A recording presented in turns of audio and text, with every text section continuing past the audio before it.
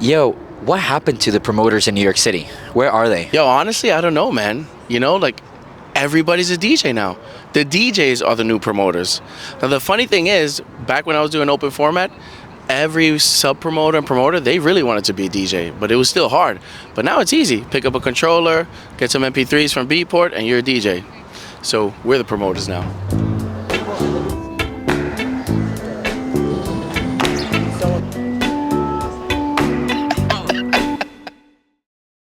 Do you know what happened here on Monday night? ¿Qué pasó? Like at 10 a.m.? What happened? So me and Mike were coming out of here, and it was Output. And I remember we met up actually on this block, and we were drinking beers like at one of these trees. And I don't remember who was DJing, but I just remember that it wasn't somebody that we really liked, but we said, fuck it, we're gonna go anyway. And we ended up staying there for like 10 hours, we started in the roof, then we went to the main room. And there? Yeah, right up there. And then we went to, there was something called the Panther Room. And you'd walk all the way around past the bathrooms, and when you come in, it was a small room in the corner. But they always had really underground artists in it playing real house music. And I'm looking around dancing, I'm looking for Mike, and then I find him like this. And I have a video of it, and I'm like, Mike, wake up. He's like, oh, I'm good. You know Mike, right? You know. We all know Mike. We know Mike. Yeah. I mean, there was some real good times here, man. Like when it was Output, this at night, you come here at 8, 9, 10, all the way to 4 in the morning. This was bustling with people. Walking back and forth. The line was around the corner, down the block. Man. And over there was another club called Shemansky. There? Yeah, 1 block down. I think, no, it was called Verboten. Now it's called Shemansky or Bar Shimmy. And also, too, they had great underground artists there, DJs, producers. Really good times there. Actually, come on, I'm going to show you. So, now there's a club called Gabriella there, which is really good. It's started by, I forgot his name. But anyway, so we went here one night on Thanksgiving Eve. Me and Mike were at Output. And then we said, let's go to, it was now called Shemansky, I believe. So he said, let's go to Shemansky. But I didn't want to pay. We didn't want to pay. And there used to be a little smoking section outside with those red velvet ropes. And it was so packed. And we saw some girl just jump over it and boom, fall down. So we said, Pal piso. So we looked at each other and we were ready. We've been drinking all night. We were like, fuck it. The door's down there. And we just glided and we got in. That was like the only time I ever got in a club for, like sneaking in. But yeah, it was down this block here. Yeah, you see the yellow awning? Yeah. Well, now it's called Bar Shimmy, but it was Verboten, and then you see the name Shemansky. Yeah, that's so nice. Yeah. I wanted to, tú sabes que yo llevo aquí, qué sé yo, like 3.5 years living in New York City. And it's crazy because the experiences that I've had back in the island were I could tell you all the places that we went to party. Mm-hmm. But here is over there we were thinking New York and all these big cities, Miami and in Europe, that's where the real stuff is happening. Mm-hmm. And we're going here on a random stroll and you're just pointing me at the hottest clubs back then. And I didn't even know that this was where it was at, Yeah. It's crazy. And yeah, I've sneaked into parties as well. Pero sí. Take me to where's that place? The Shemansky? Shemansky, yeah. Shemansky. Shemansky or Shemansky? Shemansky. There was the ropes? The ropes there. We just glided and went in through here. Yeah, the rope was here. It was Thanksgiving Eve, so this is all packed, and the bouncers are at the door over there, where you see the little awning thing. Do you feel like it's still like that? The vibe? The vibe, or I just think it's different. It's really different. It's not. I don't know. It was a little bit more underground before, because there was EDM, and then there was house music, tech house, a little bit more underground. But now, tech house is kind of like the new EDM. Yeah. And all the kids love that, so it's hard to find. It's not hard to find something that's more underground because there are venues. There's this one place in Busher called Signal. It's brand new, That's really super underground. The scene is just a little bit different now, but I think it's the best time for independence, and that's why I think Cocotaso is gonna strive, because we can go left when everybody's going right. You know, we can go underground and throw parties with the music that we like, which is more, you know, stripped back, minimal. The house music that you play, it's a little bit more European. You know, we can throw in the Latin tech house in there every now and then, but the way we do it, I think it's a bit more subtle, and I think that's how we're gonna be different and win. You know, you and I have talked about this before, and like I've been in many conversations with other artists, DJs, producers, that like nowadays, you know, the promoter situation has drastically changed. And it's a little bit about like, I guess, a question of like, are we gonna adapt, right, to the circumstances where you need to bring people as an artist, you need to bring people to your parties, or they're just not gonna put you in the lineup, right? Are we gonna adapt to those circumstances, or are we just gonna like, you know, do something else about it? And I feel like we've talked about Cocotaso, you know, it's understanding too like the circumstances and how things have changed with social media, you know, with marketing efforts being done in social media mostly right nowadays, and like how to, I guess, like not wait for opportunity but create opportunity. How do you think like Cocotaso fits into this conversation? The whole thing about the tickets thing, it's been going on forever. Yeah. So when I started with open format, the question wasn't how many tickets can you sell. The question was how many people can you bring, because everybody bought tickets at the door. You know, they paid the entry at the door. There was no tickets ahead of time. And I was lucky that when I got started, I got started with promoters who they had brands. People came to their parties. They had great venues. They already built their following, so I never really got those questions. When I got those questions was moving into open format, and that's when you started seeing a lot of like just little sub promoters and just a lot of promoters doing party, and they would ask, "Oh, how many people can you bring?" And I'd be honest, you know, 20, 30, maybe 50 if I go really hard. But if you say, well, I can't bring anybody, you're not going to get the gig. And same thing with the tickets. Think about it this way. You own a club, okay? You have to pay rent. Let's say the rent is $10,000 a month. And you book me, right? The place holds 500 people. You book me, I bring 25 people. The staff doesn't get paid. The bartenders don't make any tips. You, the owner, now you have to shut down because you can't pay your rent. So Nobody plays. Nobody plays, and there's no scene, right? I don't play, you don't play, big DJs don't play. So I get it. And as a DJ, you want to build yourself up. So you want to promote yourself. And don't you want your friends or other people to come out to hear you, get to know who you are? You can't just rely on the promoter to do that. Now, what I've been trying to do is with Aubrey, you know, I tried to build a brand. I just like to book good DJs. And let me build a brand so we can bring in the people. I want Cocotaso to be a strong brand like El Ro. Nobody really thinks about the lineup for El Ro. They just know, they trust El Ro. They know they're going to have a good time. And they curate the experience. Yes. And I want to do something similar. Not in like this whole stage design thing, but I want to build a brand where people are like, oh, Cocotaso, I trust that they're going to bring great DJs out, so we're going to go out to party with them anyway. It's all about the music. All about the music. It's not about the DJ, not about the lineup, not about the artist, which I think it's everything. It's everyone, right? The everyone. People that come out to party, the venue, the promoter, the DJ.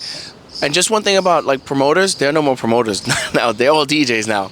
I think it's really interesting that you have lived both, like how things were when you know, I guess a decade or 2 decades ago. Not two.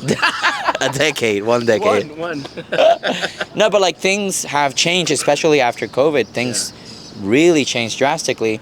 But what I admire about like the things that you've been doing first with Aubrey and the parties that you were throwing in Astoria, which is not easy also to build, you know.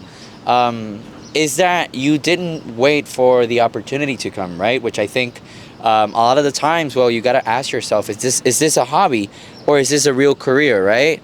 And I think when you make that decision for yourself, well, you got to see what options you have in terms of the industry and how it's moving and how you adapt to that. So I think Aubrey, but also now Cocotaso, which has its own identity and it's growing on its own, is part of that movement, right? We're gonna 10 years from now, we're gonna look back, and the people that are kind of like doing something now about creating an opportunity, creating an experience, hopefully it's what I guess changes things, right? It's not about complaining and because we could complain all day every day, but like that does not really change things. Either you take the energy to complain on Instagram, X, Twitter, Threads about this promoter asked me how many tickets can I sell. I mean, then okay, do you want to play to an empty room? Do you want to have quote unquote fans? So yeah, like I mean, you should already be doing the work. If you're a DJ producer, you should already be doing that work. So you should, I want to sell tickets, and you should get paid, right, for the booking, but you should also want to make money by selling tickets. You can make more money selling tickets than just getting paid $100, $150 to do an opening slot. But if you sell tickets, whatever price they are, maybe your deal is you get 20% of those tickets, or even 50. Like I would tell DJs to talk to the promoter and say, no, I want half of the sales. What do you think? You want to go that way? Yeah. What do you think? Because at some point things changed, right? Before there were promoters and you didn't have to worry about selling your tickets. Yeah. Right?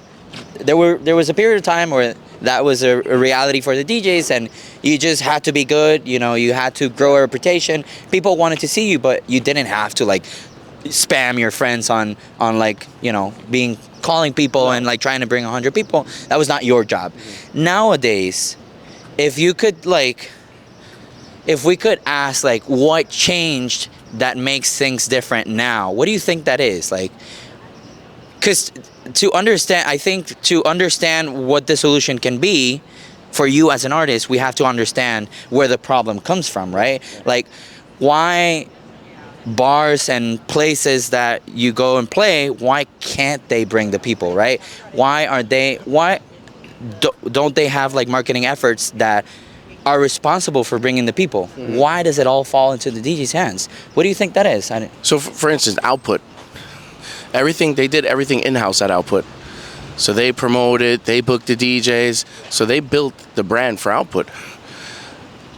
I think they had some promoters, sometimes sub-promoters, but mainly people went because of the venue. They trusted the brand. They trusted that they always had great DJs, even up-and-coming DJs, the DJs that were unknown. Nowadays, I think there's just everybody's a DJ, man. Like, I saw a post the other day on Instagram. I think it's We Crossfade or something like that. They made a post about basically how to mix, and we'll send you this ebook on how to mix right, to learn how to mix. Type in learn to mix or something to get the ebook. And I went through the comments. There were about 3,000 comments, all wanting the ebook. So those are media farms, bro. Yeah, but that's possibly 3,000 new people that want to be DJs. Yeah. Not including the people that are DJs now, whether if they're hobbyists or serious about their craft. But there's just so much competition, and there's not that much. There's demand, but the supply is greater than the demand. Right. So for something to work, I think it has to be, everyone has to work together. The venue, promoters, and DJs. And if we want for this to happen, right?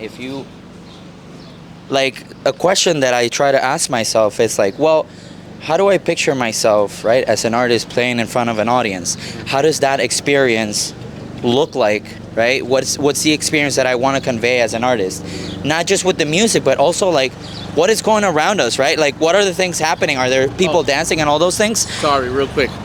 So actually, this is Gabriella. It's owned by Eli Escobar, and he's been like an underground New York DJ for, I don't know, 15 years plus. They are actually doing it the right way, like Output did it. I don't even know if they have promoters. I just know the brand already, and I don't even think they're a year old, Gabriella. And I haven't even checked it out yet, but I want to check it out. But yeah, this is a good example of a venue that's owned by a DJ producer. Yeah. And they're marketing it, they're branding it, and people are just coming because they know Eli Escobar and they know Gabriella, and they're bringing in a lot of good talent. So I have to check it out. We have to check it out. What are the things that they're doing? I don't know. I just learned about Gabriella like right now. Yeah. But I mean, now I want to go in and like. I think it's just a club is better when it's owned and operated by a DJ producer, because they have the love, they put the love and passion into it. They know what the people want, because what does a DJ do? They read crowds. What does the producer do? They read trends, you know, with they set trends with their music. Clubs that are just owned by somebody wealthy, and they really don't give a shit about, you know, they just want to make money. That's why you see a lot of clubs, they book 25 DJs for one night, because they just want them to bring 10 people and make money at the bar, which there has to be a mix of both business and love and passion. So but yeah, thank you for the insights, because I feel like I'm very green still to the scene. I don't know, it's important for me to understand what's, you know, what is happening as an artist, understand the circumstances, but also like the history and like where do things come from, right? Like, I guess connections in some ways are built by knowing, right, who to talk to, or like who owned what, or like, you know. So this is really helpful for me, actually. And you remember that night, November last year, party we threw at the Superior rooftop? Halloween party, Yep, man! What a great party that was. And you know what's interesting? Not interesting. You know what's crazy? So let's just go around this corner to show the door of where Panther Room used to be, right? So the Panther Room,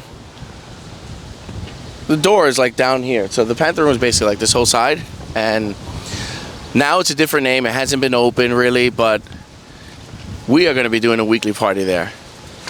Oh, really? Oh, well, Aubrey's doing the weekly party, but I'm gonna partner with other brands. I might just book DJs some nights, might just book in a brand or two. We'll do a monthly there for Cocotaso, or quarterly, but we're reopening it, and it's inside Superior Ingredients, aka Output.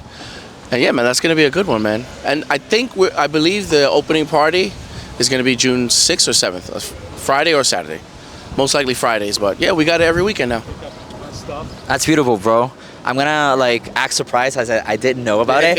Wow, that's amazing. But I think something that is, I guess, important for us is that there's something about protecting the brand without being elitist or whatnot. It's, you know, you as a DJ, you have your playlist because it's the kind of music that you want to play. And you and I got together because we kind of like, you know, we're kind of like synced in the kind of style and the kind of experience that we want to, you know, convey, and we want to like share with other people. And so hearing you talk about Cocotaso and the things that you like, and just getting the Panther Room seems to me like an opportunity for us to like not necessarily think about the lineup or the headliners, but more so the experience, and protect that identity that Cocotaso is slowly but surely like building in terms of experience, in terms of what people remember what Cocotaso is. So yeah, great opportunity, man. That's yeah, man. Yeah, it's gonna be good. It's gonna be good, and so it's gonna be good. And I think we can do something. The way the Panther Room was special, I think we can do something special here as well. Again, Cocotaso might be here once a month, every other month, or quarterly even, because I want to take the party to different venues. But it's an Aubrey party, and like I said, I'll book in great DJs, and also, you know, partner with other brands like Groove Social, Nocturna. You know, I love those guys. Shout out to Franque and Nico. But yeah, so I'm excited about the room. It looks a little bit different, but it's still great. And yeah, be on the lookout, Papa. June 6th, June 7th. Yo, it's Ian here, Sensato. This is Danny Vels, and this is Cocotaso. Subscribe to stay up to date with everything we're doing and all the parties we're going to be throwing.